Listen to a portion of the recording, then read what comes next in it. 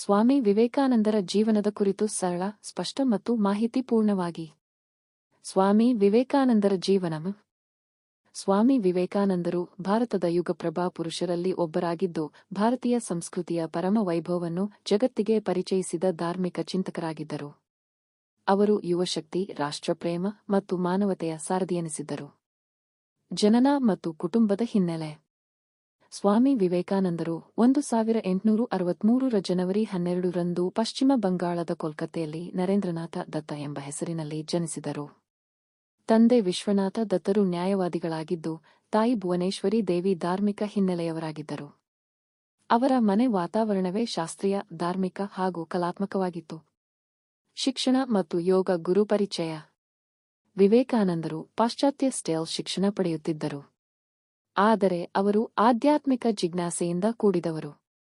ಈ ಸಂದರ್ಭ ಶ್ರೀರಾಮಕೃಷ್ಣ ಪರಮಹಂಸರ ಭೇಟಿಯಾದ ಅವರು ಜೀವನದ ನಿಜವಾದ ಅರ್ಥವನ್ನು ಅರಿತುಕೊಂಡರು. ರಾಮಕೃಷ್ಣರು ಅವರಲ್ಲಿ ದೇವದರ್ಶನೆಯ ಆಸಕ್ತಿಯನ್ನು ಬದಲಿಸಿ ಸಮಾಜ ಸೇವೆಯ ದಿಕ್ಕಿಗೆ ಮುನ್ನಡೆಯಲು ಪ್ರೇರಣೆ ನೀಡಿದರು. ಚಿಕಾಗೋ ಧರ್ಮ ಸಮ್ಮೇಳನ 1893.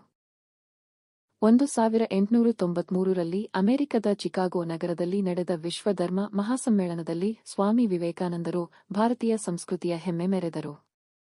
ಅಮೆರಿಕದ ಸಹೋದರರೇ ಮತ್ತು ಸಹೋದರಿಯರೇ ಎಂಬ ಅವರ ಭಾಷಣದ ಆರಂಭವೇ ಶ್ರೋತೃವರ್ಗವನ್ನು ಕಾಡಿತು.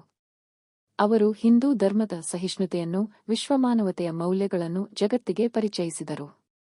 ರಾಮಕೃಷ್ಣ ಮಠ ಮತ್ತು ಮಿಷನ್ ಸ್ಥಾಪನೆ. 1897ರಲ್ಲಿ ಸ್ವಾಮಿ ವಿವೇಕಾನಂದರು ರಾಮಕೃಷ್ಣ ಮಠ ಹಾಗೂ ರಾಮಕೃಷ್ಣ ಮಿಷನ್ ಅನ್ನು ಸ್ಥಾಪಿಸಿದರು.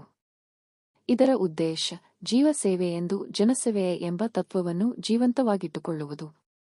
ಶಿಕ್ಷಣ, ಆರೋಗ್ಯ, ಬಡವರ ಕಲ್ಯಾಣ, ಧಾರ್ಮಿಕ ಬೋಧನೆಗಳಲ್ಲಿ ಈ ಮಠ ಪ್ರಮುಖ ಪಾತ್ರವಹಿಸಿತು. ವಿವೇಕಾನಂದರ ದರ್ಶನ ಮತ್ತು ತತ್ವಗಳು. ಏಳಿರಿ, ಎಚ್ಚರವಾಗಿರಿ, ಗುರಿ ಸಾಧಿಸುವವರೆಗೆ ನಿಲ್ಲಬೇಡಿ. ಧರ್ಮವೇ ಭಾರತದ ಜೀವಾತ್ಮ. ಬಲಶಾಲಿ ಯುವಜನಶಕ್ತಿ ದೇಶದ ನವ ನಿರ್ಮಾಣಕ್ಕೆ ಬೇಕು. ಇಂತಹ ಬಹುಮಾನ್ಯ ವಚನಗಳು ಭಾರತೀಯ ಯುವಜನತೆಯ ಭವಿಷ್ಯ ನಿರ್ಮಾಣಕ್ಕೆ ಪ್ರೇರಣೆಯಾಗಿದೆ. ಅಂತಿಮ ದಿನಗಳು. ಅವರು 1902ರ ಜುಲೈ 4 ರಂದು ಕೇವಲ 39ನೇ ವಯಸ್ಸಿನಲ್ಲಿ ಪರಮಾತ್ಮನಲ್ಲಿ ಲೀನರಾದರು.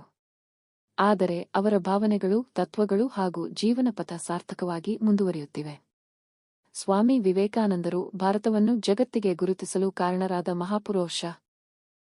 ಅವರ ಜೀವನ ಭಾರತದ ಸಂಸ್ಕೃತಿ, ಧರ್ಮ, ಯೌವನ ಮತ್ತು ಸೇವೆಯ ಮೆರುಗಾದ ರೂಪವಾಗಿದೆ. ಸ್ಪರ್ಧಾತ್ಮಕ ಪರೀಕ್ಷೆಗಳಲ್ಲಿ, ಸಾಮಾಜಿಕ ಪ್ರಬಂಧಗಳಲ್ಲಿ ಹಾಗೂ ವ್ಯಕ್ತಿತ್ವ ಅಭಿವ್ಯಕ್ತಿಯಲ್ಲಿ ಅವರ ಬಗ್ಗೆ ತಿಳಿದುಕೊಳ್ಳುವುದು ಅತ್ಯಂತ ಅವಶ್ಯಕ. ಧನ್ಯವಾದಗಳು.